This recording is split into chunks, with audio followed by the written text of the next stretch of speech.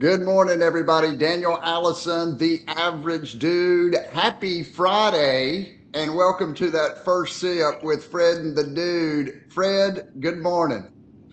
Happy Friday. Yeah. I like it. Fred feeling good this morning on the road, going to meet somebody, probably sell a bobcat. Is that about right? A bobcat or two or 10. There you go. You Yeah, know, let's. I was in a terrible mood this morning. You And were? and then when you popped up in that Merlot jacket, it changed my mood instantly. Yes. I hope that's doing it for everybody out in the comments. And I know Fred cannot see them, but we've got some great people popping in. And guess what, Freddie Blanton? I You can see see the them? comments. Oh, It's a good day, folks. It's a good day. So we've had some issues with the comments, but we're linked up with LinkedIn, and that's a great thing. Mr. Paul Pappy in the house. Bread and milk for all. Let's go. Let's go. Great to see milk Paul here. sandwiches. Good morning, Joe Bisono. I love it. Hey, Susmitha's here. Great to see Susmitha popping Let's in. Good go, morning. Sue Happy Smitha. Friday. I love it. Vicky Watts is here. Great to see Vicky. We've got Larry Welanoski. Hey, Yo, Larry. let's go in the snow. Is it going to snow or not? Freddie Blanton, he's feeling it this morning. Is it going to snow or not? 100% facts it's going to snow. I think so too. I think we're going to have something going on this morning. Look at all these great people. Love it. Fantastic. DJ is here. Good morning, Energy Bus crew. The Energy Bus. Fred knows I talk about that book. How often does Fred hear about the Energy Bus? It If makes you've my never, ears burn. I hear about it so much. it's a great book, but really I love that ritual every single morning, 15 minutes to get your mind right. We're going to go a little longer this morning because we have a great guest backstage, and we're going to get to him real soon. Uh, Rita Rebels, great to see Rita right here on First Good Sip. morning, Rita. I love it. Jacobitz is Hey, here. Jay. I love it. And there's Metal Man Matt. Let's go. And look at here. Tom Garner is here.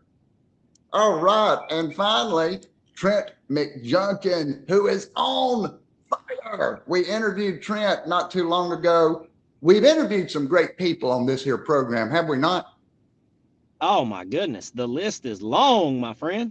The list is long and it keeps getting longer. I've been talking with some folks. We've got some folks that are coming. The Energy Bus, I mentioned it, but I think it's a big deal. I'm going back to it. It's, John Gordon's Energy Bus, and it was all about getting around great people, just like we have in the comments, and getting a little inspiration to get through the day. How about it, Fred? Daniel, you know what? What? You're my inspiration. There you go. There you go. Well, I tell you, as I'm on LinkedIn, what I do is look for people that inspire me, and I actually came across our guest as I was on LinkedIn. I was just scrolling around, and I saw someone that was doing something that was completely unique in my experience. I've been in sales. I've sold a lot of things. This person was selling jets. Right. Do you know who I'm talking about? Do you have any Of inkling? course. Yeah. And I thought to myself, who sells jets? And so I got to know this person, and the more I got to know him, I said, man, there is something going on with this person that we can all learn from. Yeah. Carson He's Fox. got a different gear. He's got a different gear.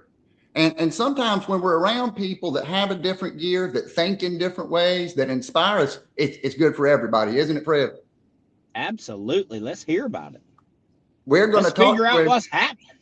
the Flying Fox, Carson Fox. Welcome to First Sip.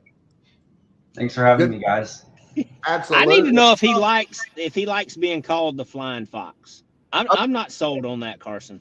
I didn't ask him. I'm going to ask him now. Do you like the nickname? I just put that on the invite. We can throw it away right now, Carson. You call it. I'll say no one's actually ever called me that. Whenever I went to the Citadel, I always got the joke, what does the fox say? And as a knob, I had to sing it. So not too fond of that, but we can go with that. Yeah. Well, I thought it was a nice tie-in because when I think about vectors, when I think about planes, I think about trajectory, and I think when I think Carson Fox, I think an incredible trajectory. And you're right, it started there at the Citadel. What was that experience like in your start to your business career? Frankly, it's just the Citadel builds a foundation, unlike a little bit differently than a lot of schools.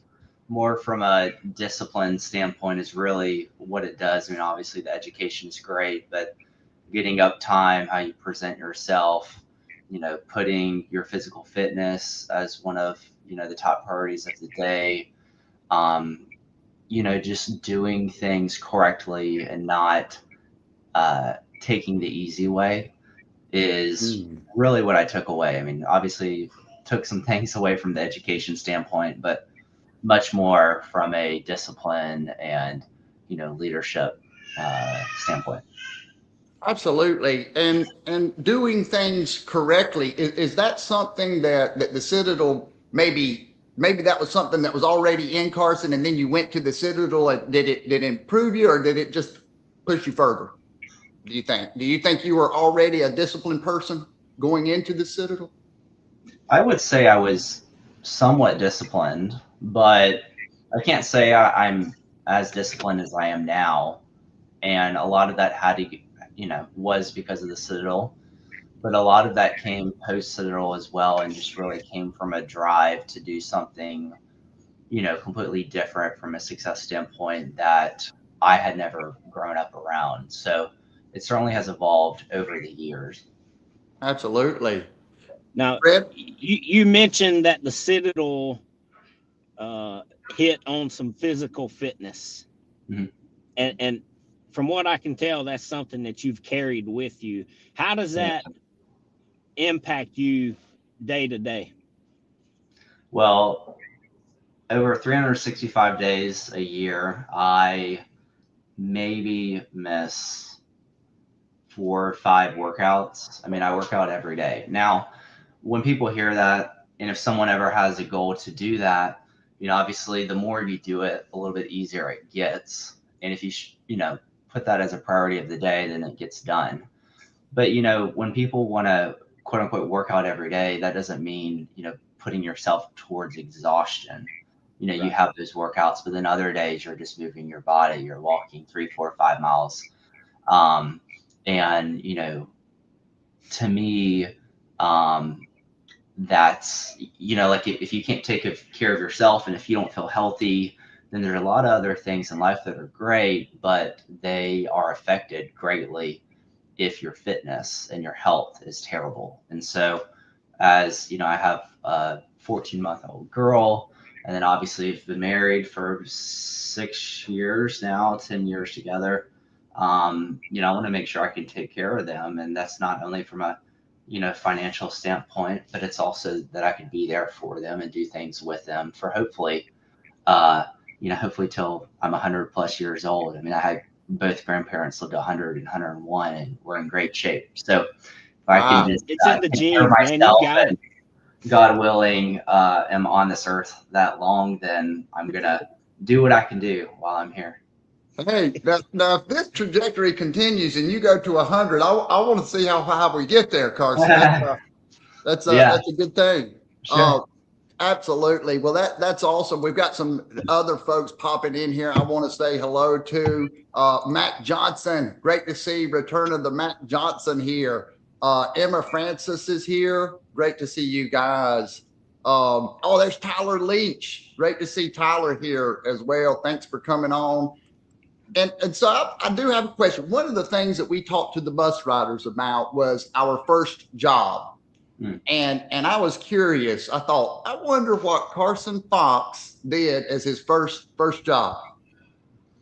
So I grew up in the country, only child, and I was probably 15 or so, maybe 14, and I essentially worked on a couple of different farms, whether it was tractor work, putting up fence posts, weed eating, cutting tree limbs, you name it. That's what I got started in, and I did that for many, many years throughout high school, first year of college, and there's a part of that I would say that I learned hard work, because outdoor work is certainly a little bit different than inside. But after doing that for so many years, I told myself whenever I get out of college, I am not pushing a single lawnmower handle if I can avoid it. And at least for 6 or 7 years now, I have not done that. So try to keep that up. I love it though. You got a little taste of that work, and you said, you know what? I put my hands out in the dirt, and maybe now I'll only do it if I want to. Right? Sure. And I do I not want like to do that. it. Fred. And this week we also had one other question. What was your first concert or your favorite concert? Are you a live music guy? Good question. Good question. Frankly, I'm not a music guy at all. Mm. I didn't grow up around really many sports or music. Now, I mean, as your high school, college kid, obviously you listen to all kinds of music. But it's really interesting, and this is like a parenting thing that I've learned as well, that, because I didn't grow up around that stuff, I frankly don't really put any time and effort to do those things, while obviously a vast majority of people do. And it's kind of reaffirmed that what I do has a great, significant impact on my child and future children. Um, and it's always just something to be aware of, like what you do, how you do things. People, those immediately around you really take heart of that. But as far as a concert, really the only one I can remember, I was probably, 15, 16, maybe even like 12. I went to a Kenny Chesney concert, I think, in Charleston. But man, I don't listen to any music, frankly. Yeah. I listen to about 3 different podcasts. One is Founders. One is The Knowledge Project by Shane Parrish. And then the third one is Alex Hormozzi's, really a business podcast. So Yeah. between David Senra, Shane Parrish, and Alex Hormozzi, I really try to just focus on, business stuff, and just take that in. Hey, let me just say, I totally get that, and you're making me feel a lot better because I haven't been to any concerts either. So Yeah. that's exactly the I same have way that I. zero interest. Yeah, I've been to two concerts in my life, but that's interesting. I know that sometimes when folks don't do things that are maybe typical, they do some things that I've noticed that you do, and I wanted to ask you about those things. One of those things is your love of biographies. Yes. Yep. And I, when we went to lunch the first time, Carson, you mentioned that to me, and I started kind of getting into that myself. Love What, it. what, yeah, what is it about biographies that you like? Biographies are simply telling a story about someone who has had a lot of success in one particular area of their life. There's nothing to sell you. There's nothing to try to impress you with. You get to learn from their many successes, but also many failures. And a lot of the greats in this world that have had success in their particular area of life, one of the common themes that they mention over and over is how important it is to learn from, past history, just because things repeat themselves, every century or every decade, whatever it may be. So if there's things that I can learn from people who have passed away 100 years ago, there's a lot of common themes that still happen today. that I can hopefully, if I'm intelligent enough and smart enough, avoid, making those same mistakes, and just to have great ideas. So I exclusively read biographies. I got a book recently from someone, um, was gifted a book, and it was not a biography. And as I started reading it, I was just quickly reminded why I read biographies and don't like to read a lot of just business books, just because there's generally some sort of ulterior motive to those books. It's whether it's prestige, whether it's the person trying to sell themselves. There's a lot of like business books that have a lot of the same things in them. And biographies are really interesting because it's really a story, and stories are really interesting. Highs of highs and lows of lows. So, yeah. I really like that. Fred, anything come to mind as he talks about biographies? I totally, that logic really landed with me because I find the same thing. A lot of the books, especially in the motivational self-helps, personal development, we know what we need to do. You need to get up early, you need to work out, you need to do the things you don't want to do. Sure. Fred?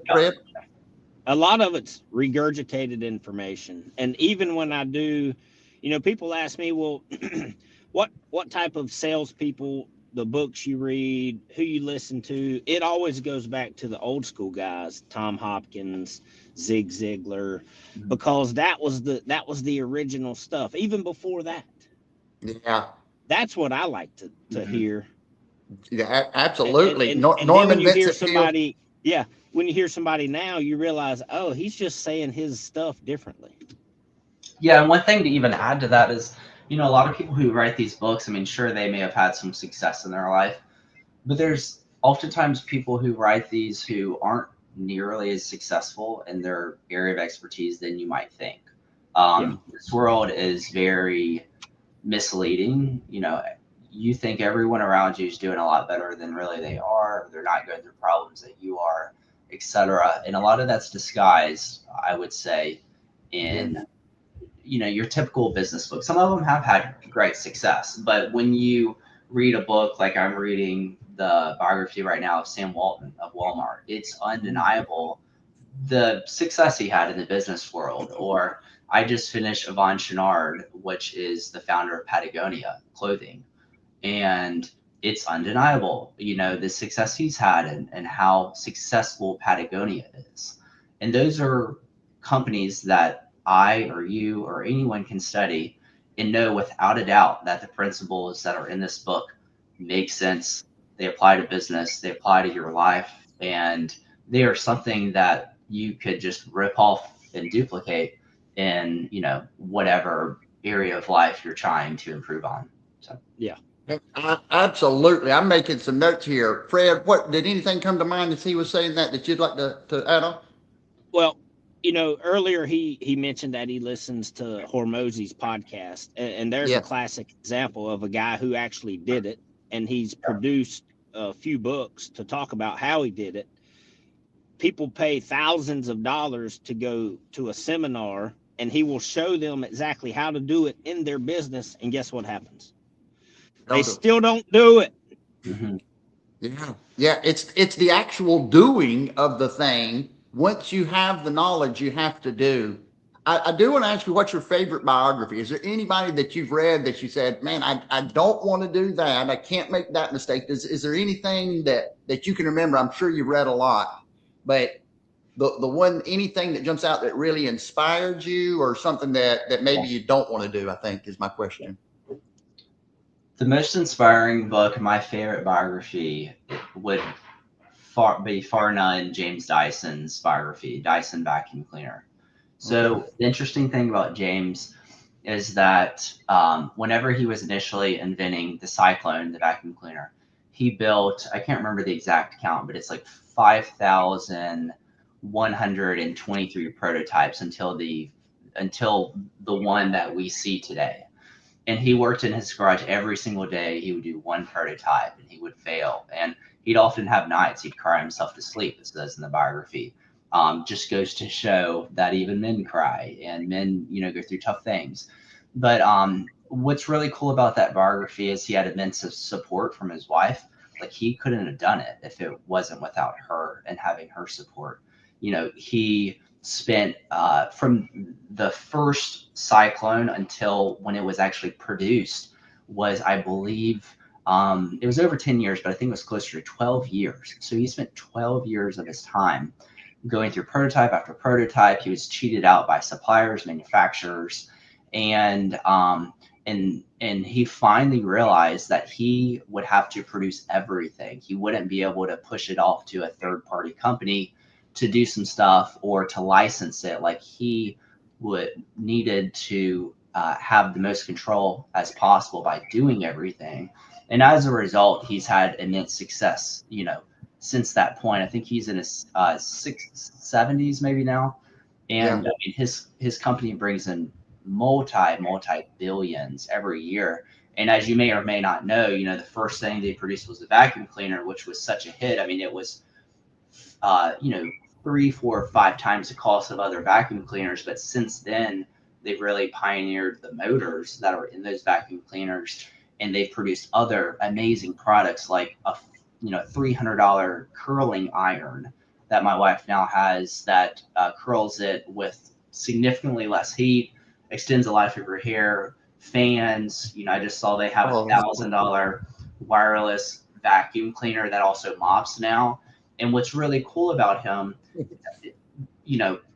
along with all the failures he went through to have just the success and really sticking it out, is that now he's built such a reputation behind his brand that you can pretty much buy anything from Dyson and know that it's going to be an exceptional product. So it also proves how important it is to truly build a brand and to build a differentiated product, not something that is already out there. So wow, the grit and resiliency, and reading that real life, because we all, it's not an easy, if you want to do big things, Carson as well as anybody, Fred as well as anybody, if you want to do big things, it's not an easy path. It's really that grit and resiliency, sure. and applying the knowledge that we found. I'm definitely want to get to several other things here, but I've got to ask something about this too. Where did this come from? Handwritten notes. um, Frankly, I don't remember who it came from, but I started it probably my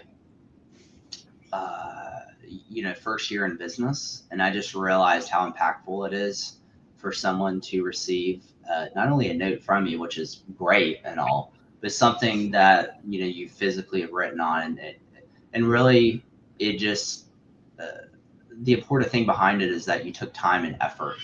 And there's so many things nowadays that are so easy to do, they're convenient, but they really eliminate the personality behind that thing, and handwritten notes really tie all that in together. So that's where I thought of it.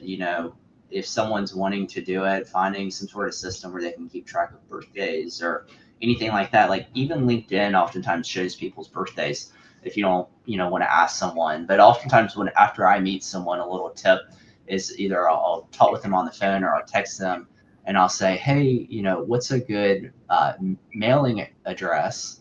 And I'll say something along the lines of, do you mind if I wish you a happy birthday when that rolls around?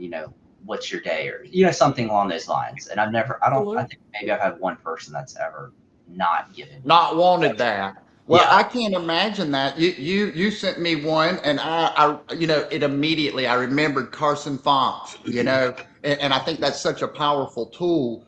It's sure. so powerful. Someone told me about a new technology that will simulate a handwritten note. It's like a Yeah, robotic arm that yeah, will, it's sad, but you can see a difference. And yeah. frankly, if I received one of those from someone and was able to tell, which I think I would be, maybe I wouldn't. If I could tell and I knew that they sent that, I would immediately lose trust in that person, probably for the rest of the relationship. So people just don't realize, I think in general, when you take shortcuts to so many things, it can have a significant impact on you and that person's relationship. And you never know who they might tell that particular situation to, and how that could affect just your reputation. So to me, every single thing like that matters, and not cutting corners. So Fred's big on making sure he takes care of his customers. We talked about that earlier this week. He gave a big championship belt to one of his customers, and I wish I had the picture to show you, Carson. But Fred, talk about the importance of making sure that folks remember you. Yeah, well, one, you want to be remembered, and a handwritten note is fantastic. Small, like I gave that guy a championship belt. He'll remember that forever, and even people close to him will. But they'll remember you also, like you say, through trust, doing what you said you were going to do, and then maybe a little extra. Absolutely.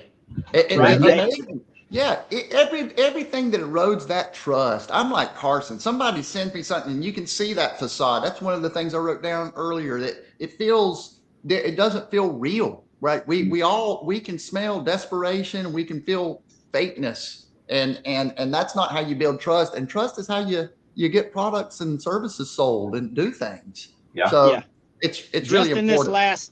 Just in this last little bit, we've talked about what Dyson has built. We use the word building. We talked about cutting corners. We talked about customer trust, which makes me want to take this next leap into what Carson has teamed up with somebody to start doing.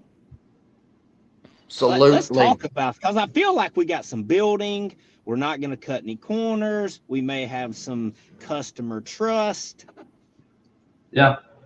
I love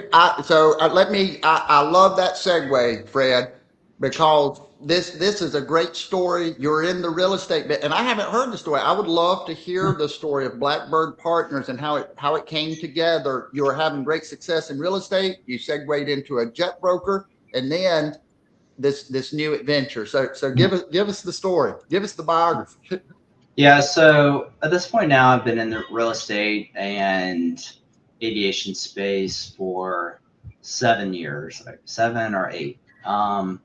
So for 5 years, had my own real estate business, essentially wholesaling houses, did 120, 130 of those, very transactional, but learned a ton about marketing and sales and processes and systems that need to be implemented to run a business. And also learned, a lot of lessons. Like at one point I took too much debt on because I took bad advice, and et cetera, and realized I didn't want to be in the transactional space because it was just grueling. So I found aviation, fell in love with aviation, essentially just realized that there's, my skills that I have best transferable to the brokering of aircraft. Did that for 2 years, did anything from a King Air B200, $2.7 million plane, turboprop, to a Citation Longitude, which is about a $28 million jet, brand new, or 30 now. And that was a really cool space. I mean, that was something you could tell someone like, wow, that's so cool. And it certainly was a cool business to be in. But from that experience and doing that for 2 years, there was one big lesson that I took away from all those that I both did business with, but also were building relationships with, some of which were, worth multi-billions. And the common theme that I found across all of those, with the exception of about 2 things, was that they had gained the majority of their wealth through owning the product, creating the product, whether they had, chicken farms, whether they were making pipes, whether they were real estate developers, whether they, had their own media company, like they owned the product. And so I knew that, long term, if I want to put myself in a position like those types of people have, that I would need to have ownership of something, and ideally creating something, than necessarily being, between the manufacturer and the consumer. And so whenever I went back and forth. I loved real estate, but also loved aviation. There's a lot of businesses within aviation that make no money. Airlines don't make a lot of money. And so I realized there was a significant need for aircraft hangars really across the whole world. But, particularly with a focus in the US. And whenever I looked at this, not only was there a dire need, but if you look at most airports, the infrastructure around them generally is pretty ugly. It's cheap, it's metal buildings, it's utilitarian. There's nothing that's appealing to the eye. And so whenever I looked at, well, there's a shortage and hangars are ugly, I started thinking, well, how do we change that? And I realized, I knew what aircraft owners wanted and needed, locations these could go, but I did not have any development experience. So I frankly just started telling people what I was wanting to do, had no clue on how to do it. And a mutual friend of what is now my partner and I, insurance individual, connected the two of us. And my partner, Ryan, who I'm now partners with, had done a development closer to him that essentially was a beautiful hangar development that also had office lifestyle space. And he essentially built it for himself and about 6 others just because there was nothing that was beautiful around him. And, really that was all it was. He built that. He had no intentions to do anything more than that because his focus is he's a big GC in the concrete space for a form of concrete called ICF, which is how these hangars are built, which essentially you pour the whole outer wall system of the whole building all at once. It's the strongest form of concrete, but it's also the fastest and most efficient way of doing it. And so I told him what I wanted to do and his experience in the development and concrete world. And we essentially formed Blackbird Partners to focus on building hangars for the super mid-sized, large, and ultra long-range jets, which are the largest business jets out there. And not only were we going to have, these buildings be beautiful, but it also was going to cater to the lifestyle of the ultra rich, which was, high-end finishes and just the way the building is constructed. And the whole goal with it is to complement, the owner who owns the plane because they have the nicest of houses, cars, yachts in some cases, vacation home, you name it.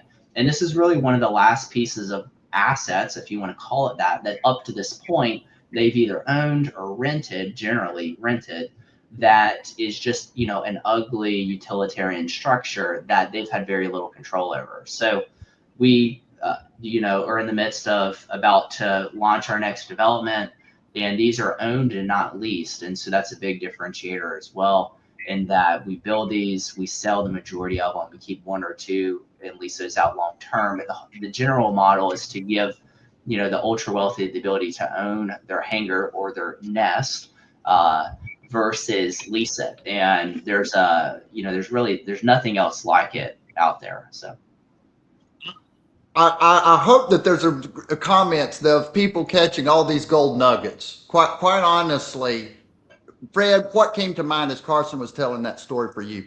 Anything? Well, yeah. Well, first he started putting it out there that, hey, this is what I want to do. Yes. And Carson's a young guy.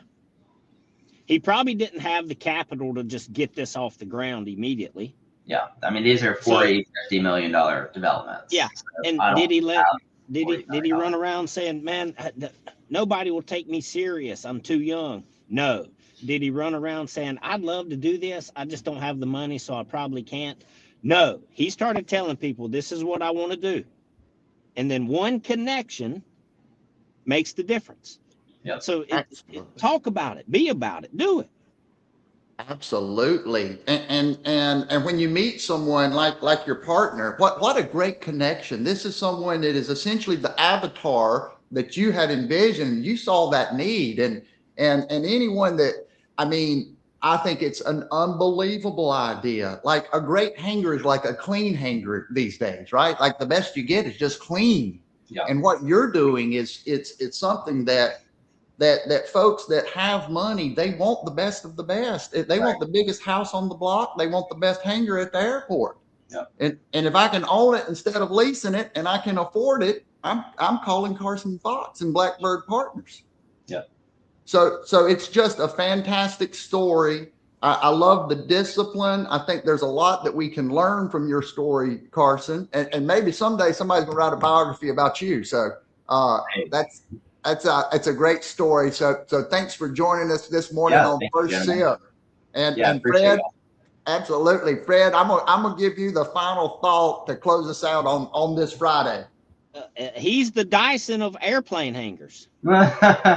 Absolutely, the Dawson of the airplane hangars, and I'm gonna land the flying fox until I get approval from Carson specifically that we're gonna use that. I'll never use it again. But hey, Carson, keep doing great things, my friend. Yeah, no, thank you, gentlemen. Appreciate you guys. Have a great day, everybody. See you next week. Stay safe in the snow.